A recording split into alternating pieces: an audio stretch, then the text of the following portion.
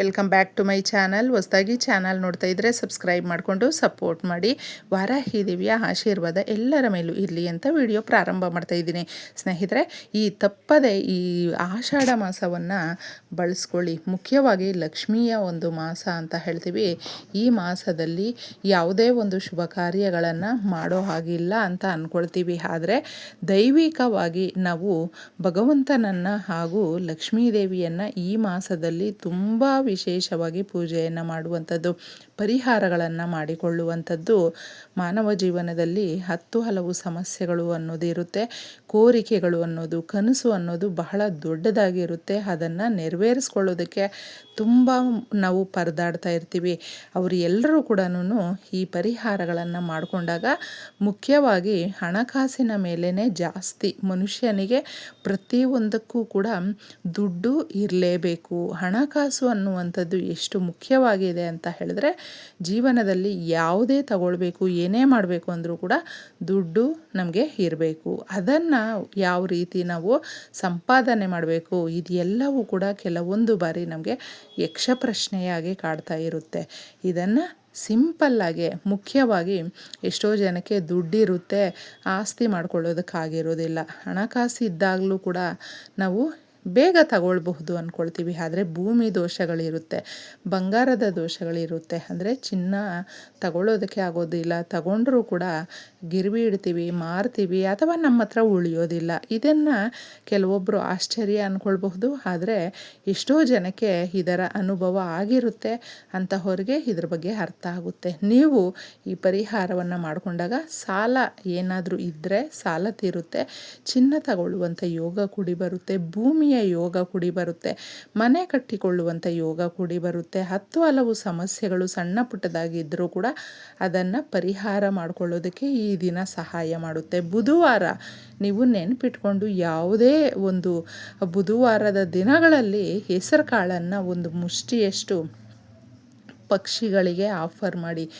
ಯಾವುದೋ ದೇವಸ್ಥಾನಕ್ಕೆ ಹೋಗೋಕ್ಕಾಗೋದಿಲ್ಲ, ಅಥವಾ ಏನು ನಾವು ಯಾರಿಗಾದರೂ ಏನಾದರೂ ದಾನ ಧರ್ಮ ಮಾಡೋಣ ಅಂತ ಆಸೆ ಇದೆ, ಆದರೆ ನಮ್ಮ ಕೈಯಲ್ಲಿ ಇಲ್ಲ ಅನ್ನುವಂಥವರು ಸುಮಾರು ಜನ ಇರ್ತಾರೆ. ಆಸೆ ಪಟ್ಟು ನಾವು ಯಾರಿಗಾದರೂ ಕಷ್ಟಕ್ಕೆ ಸಹಾಯ ಮಾಡಬೇಕು ಅಂತ ಇರುತ್ತೆ. ಸಹಾಯ ಮಾಡುವ ಗುಣ ಇರುವಂಥವ್ರ ಹತ್ರ ದುಡ್ಡು ಆ ಥರ ಇರೋದಿಲ್ಲ. ಅಂತಹವರು ಹೆಸರು ಕಾಳನ್ನು ಒಂದು ಮುಷ್ಟಿಯಷ್ಟು ನೀವು ಪಕ್ಷಿಗಳಿಗೆ ಆಫರ್ ಮಾಡಿದಾಗ ನಿಮ್ಮ ಕೋರಿಕೆಗಳು ನೆರವೇರುತ್ತೆ. ನಿಮಗಿರುವ ಬಡತನ, ಮನೆಯಲ್ಲಿ ಇರುವಂಥ ದರಿದ್ರ, ಕಷ್ಟ, ಕಣ್ಣೀರು ಹೋಗಲಾಡಿಸಿ ನಮಗೆ ಶಕ್ತಿ ಕೊಡುವಂತೆ, ಬುದ್ಧಿ ಕೊಡುವಂತೆ ಹಾಗೂ ಆರೋಗ್ಯ ಜ್ಞಾನ ಕೊಡುವಂತೆ ಇದು ಸಹಾಯ ಮಾಡುತ್ತೆ.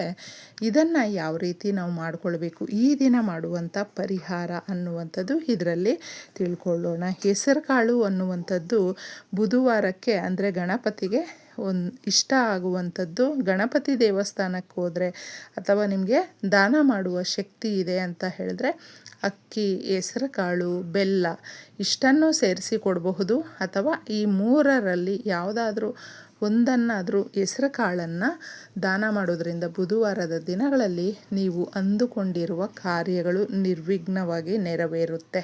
ನೆನಪಿಟ್ಕೊಂಡು ಇದನ್ನು ಮಾಡಿಕೊಳ್ಳಿ. ಇನ್ನು ಈ ದಿನ ಮಾಡುವಂಥ ಪರಿಹಾರ, ನಾವು ಗಣಪತಿಗೆ ಹಾಗೂ ಲಕ್ಷ್ಮೀ ದೇವಿಗೆ ಮುಖ್ಯವಾಗಿ ದಾಸವಾಳದ ಹೂವನ್ನು ಇಡ್ತೀವಿ. ಆ ಹೂವು ಅನ್ನುವಂಥದ್ದು ತುಂಬ ಪ್ರೀತಿಕರ. ದಾಸವಾಳದ ಗಿಡ ಯಾರ ಮನೆ ಹತ್ರ ಇರುತ್ತೋ ಅವರಿಗೆ ಯಾವುದೋ ಒಂದು ರೂಪದಲ್ಲಿ ಎಷ್ಟೇ ಕಷ್ಟ ಬಂದರೂ ಕೂಡ ಆ ಕಷ್ಟದಿಂದ ದಡಕ್ಕೆ ಹಾಕುವಂತೆ ದಾರಿಯನ್ನು ತೋರಿಸುತ್ತೆ. ಅಷ್ಟು ಚೆನ್ನಾಗಿರುವಂಥ ಪರಿಹಾರ. ಹೂವುಗಳು, ನಾವು ಆ ಕೆಂಪು ಹೂವುಗಳಿಂದ ಮಾಡುವಂಥ ಪರಿಹಾರ ತುಂಬ ಚೆನ್ನಾಗಿರುತ್ತೆ. ಎಲೆಯನ್ನು ಮೊದಲು ತಗೊಳ್ಳಿ, ಪ್ರಕೃತಿ ಮಾತೆಗೆ ನಮಸ್ಕಾರ ಮಾಡಿ ಸಮಸ್ಯೆಗಳು ಹೋಗಲಾಡೋದಕ್ಕೆ ನಂಬಿಕೆ ಇಟ್ಟು, ತಾಯಿ ನಿನ್ನಲ್ಲಿ ಒಂದು ಎಲೆಯನ್ನು ತಗೊಳ್ತಾ ಇದ್ದೀನಮ್ಮ, ಆ ಕಷ್ಟಗಳಿಂದ ಪಾರು ಮಾಡು ಅಂತ ಕೇಳಿಕೊಂಡು ಒಂದು ಚೆನ್ನಾಗಿರುವಂಥ ಎಲೆಯನ್ನು ತಗೊಂಡು ಸ್ವಲ್ಪ ಅರಿಶಿಣದ ನೀರಲ್ಲಿ ತೊಳ್ಕೊಂಡಿದ್ದೆ. ಸ್ವಲ್ಪ ಅರಿಶಿಣವನ್ನು ನೀವು ಸ್ವಲ್ಪ ಪೇಸ್ಟ್ ಮಾಡಿಕೊಳ್ಬೇಕು. ಈ ಪರಿಹಾರ ತುಂಬ ಚೆನ್ನಾಗಿರುತ್ತೆ. ಸಾಲಕ್ಕೆ ಮನೆ ಕಟ್ಟೋದು ಅರ್ಧಕ್ಕೆ ನಿಂತಿದ್ದರೆ, ಮನೆ ದೋಷಗಳಿದ್ದರೂ, ಭೂಮಿ ದೋಷಗಳಿದ್ದರೂ ಹೋಗಲಾಡಿಸೋದಕ್ಕೆ ಇದು ಸಹಾಯ ಮಾಡುತ್ತೆ. ಪೇಸ್ಟ್ ಮಾಡಿ ಸ್ವಲ್ಪ ನೀವು ಇದಕ್ಕೆ ಇದ್ದರೆ ಪಚ್ಚ ಕರ್ಪೂರವನ್ನು ತಗೊಳ್ಳಿ. ಇಲ್ವಾ ಪರವಾಗಿಲ್ಲ, ತೊಂದರೆ ಇಲ್ಲ. 5 ರೂಪಾಯಿ ಕಾಯಿನನ್ನು ತಗೊಳ್ಳಿ. ಗಣಪತಿಗೆ ನಾವು ಈ ರೀತಿ ಮಾಡೋದ್ರಿಂದ ನಿರ್ವಿಘ್ನವಾಗಿ ನಮ್ಮ ಕೆಲಸಗಳು ಸರಾಗವಾಗಿ ಸಾಗುತ್ತೆ. ಯಾಕಂದರೆ ಎಷ್ಟೋ ಕೆಲಸಗಳಿಗೆ ಯಾವುದೇ ರೀತಿಯಾದಂಥ ನಮ್ಮ ಜೀವನದಲ್ಲಿ ಮುಖ್ಯವಾಗಿ ನಾವು ಮಾಡುವಂಥ ಕೆಲಸಗಳಲ್ಲಿ ಜಯ ಸಾಧಿಸಬೇಕು, ಸಕ್ಸಸ್ಸನ್ನು ಕಾಣಬೇಕು ಅಂತ ಬಯಸ್ತೀವಿ. ಅದು ನಮಗೆ ಕೈಗೂಡುತ್ತೆ. ಒಂದು ಎಲೆಯನ್ನು ತಗೊಂಡಿರ್ತೀರ, ಈ ಥರ ಮೊದಲು ಅದಕ್ಕೆ ಗಂಧ ಕುಂಕುಮವನ್ನು ಇಟ್ಟು 5 ರೂಪಾಯಿ ಕಾಯಿನನ್ನು 4 ತಗೊಂಡಿದ್ದೆ ಅರಿಶಿಣದ ಪೇಸ್ಟು ಮಾಡಿಟ್ಟಿರ್ತೀವಿ. ಅದನ್ನು ಡಿಪ್ ಮಾಡಿ ಇದ್ರ ಒಳಗಡೆ ಈ ಎಲೆಯ ಮೇಲೆ ಈ ರೀತಿ ನೀವು ಇಡಬೇಕಾಗುತ್ತೆ. ಈ ಥರ ಜೋಡಿಸ್ಕೊಂಡಿದ್ದೆ ನಿಮ್ಮ ಮನೆಯಲ್ಲಿ ಏನು ಕುಂದುಕೊರತೆಗಳಿರುತ್ತೆ, ಸಮಸ್ಯೆಗಳಿರುತ್ತೆ, ದಿನನಿತ್ಯದ ಸಮಸ್ಯೆಗಳನ್ನು ಮಾತ್ರ ಹೇಳ್ಕೊಳ್ಳೋದಕ್ಕೆ ಹೋಗಬೇಡಿ. ಯಾಕಂದರೆ ದಿನನಿತ್ಯ ಬರುವಂಥ ಸಮಸ್ಯೆಗಳನ್ನು ನಾವು ಬಗೆಹರಿಸ್ಕೊಳ್ಬಹುದು. ಎಷ್ಟೋ ಜನಕ್ಕೆ ಭೂಮಿ, ಬಂಗಾರ, ವೆಹಿಕಲ್ಲು, ದೊಡ್ಡ ದೊಡ್ಡ ಸಾಲದ ಸಮಸ್ಯೆಗಳು, ತುಂಬ ಕೋರಿಕೆಗಳು ಗಟ್ಟಿಯಾಗಿ ಇರುತ್ತೆ ನೋಡಿ. ಅವುಗಳನ್ನು ಕೇಳ್ಕೊಳ್ಳಿ. ಭಕ್ತಿಯಿಂದ ಕೇಳಿಕೊಂಡಾಗ ಇದು ನಮಗೆ ದಾರಿಯನ್ನು ತೋರಿಸುತ್ತೆ. ಈ ಥರ ಇಟ್ಟಿದ್ದೇ ಗಣಪತಿ ಸ್ವಾಮಿಯ ಫೋಟೋ ಮುಂದೆ ಅಥವಾ ವಿಗ್ರಹ ಇದ್ದರೆ ಇಡಬಹುದು. ಇಲ್ಲಾಂದರೆ ನೀವು ದೇವ್ರ ಮನೆಯಲ್ಲಿ ಇಡಿ ಸ್ನೇಹಿತರೆ, ತೊಂದರೆ ಇಲ್ಲ. ಒಂದು ಪ್ಲೇಟ್ ಮೇಲೆ ಇದನ್ನೆಲ್ಲವೂ ಕೂಡ ಇಟ್ಟು ಕೇಳಿಕೊಂಡು ನೆನಪಿಟ್ಕೊಂಡು ಗಣಪತಿ ಸ್ವಾಮಿ ಫೋಟೋ ವಿಗ್ರಹ ಇದ್ದರೆ ಕೊಬ್ಬರಿ ಎಣ್ಣೆಯನ್ನು ಹಾಕಿ ದೀಪ ಹಚ್ಚಿ.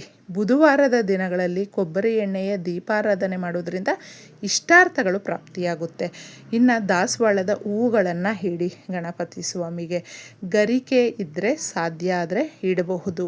ಇದು ಎಲ್ಲವೂ ಯಾಕೆ ನಾವು ಇಷ್ಟದ ದೇವರಿಗೆ ಹಾಗೂ ವಿಘ್ನ ವಿನಾಶಕನಿಗೆ ಈ ರೀತಿ ಅರ್ಪಿಸೋದ್ರಿಂದ ನಮ್ಮ ಸಮಸ್ಯೆಗಳು ಬಗೆಹರಿಯುತ್ತೆ, ಇಷ್ಟಾರ್ಥಗಳು ನೆರವೇರುತ್ತೆ. ಹಲವಾರು ನಮಗೆ ಕೋರಿಕೆಗಳಿರುತ್ತೆ, ಮನೆಯಲ್ಲಿ ಬಡತನ ಇರುತ್ತೆ, ಅಂಧಕಾರ ಇರುತ್ತೆ. ಅದನ್ನು ನಾವು ತೊಲಗಿಸ್ಕೊಳ್ಬೇಕು ಅಂತ ಬಯಸುವಂಥವರಿಗೆ ಇದು ಸೂಕ್ತವಾಗಿರುವಂಥ ಪರಿಹಾರ. ಇನ್ನು ಇದನ್ನು ನೀವು ಒಂದು ವಾರ ಬಿಟ್ಟು ಬೇಕಾದರೆ ಎಲ್ಲಾದರೂ ಯಾವುದೇ ಆಲಯ ಆದರೂ ಪರವಾಗಿಲ್ಲ, ಆದಷ್ಟು ಗಣಪತಿ ಸ್ವಾಮಿಯ ದೇವಸ್ಥಾನದ ಉಂಡಿಗೆ ಇದನ್ನು ಸಮರ್ಪಿಸಿ. ನಿಮ್ಮ ಕೋರಿಕೆಗಳು ನೆರವೇರುತ್ತೆ. ಸಿಗಲಿಲ್ಲ ಗಣಪತಿ ಸ್ವಾಮಿ ದೇವಸ್ಥಾನ ನಮಗೆ ಹತ್ತಿರದಲ್ಲಿ ಅಂತ ಹೇಳಿದ್ರೆ ಬೇರೆ ದೇವಸ್ಥಾನಗಳಿಗೂ ಕೂಡ ನೀವು ಇದನ್ನು ರಹಸ್ಯವಾಗಿ ಉಂಡಿಗೆ ಹಾಕ್ಬಿಟ್ಟು ಬನ್ನಿ. ತೊಳಿಬೇಡಿ. ಅರಿಶಿಣ ಎಲ್ಲ ಮೆತ್ಕೊಂಡಿರುತ್ತಲ್ವ, ಅದನ್ನು ತೊಳೆಯೋದಕ್ಕೆ ಹೋಗಬೇಡಿ. ಸೀದಾ ಹೇಗೆ ಇರುತ್ತೋ ಹಾಗೆ ತಗೊಂಡೋಗಿ ಹಾಕ್ಬಿಟ್ಟು ಬನ್ನಿ. ಇಷ್ಟಾರ್ಥಗಳು ಪ್ರಾಪ್ತಿಯಾಗುತ್ತೆ.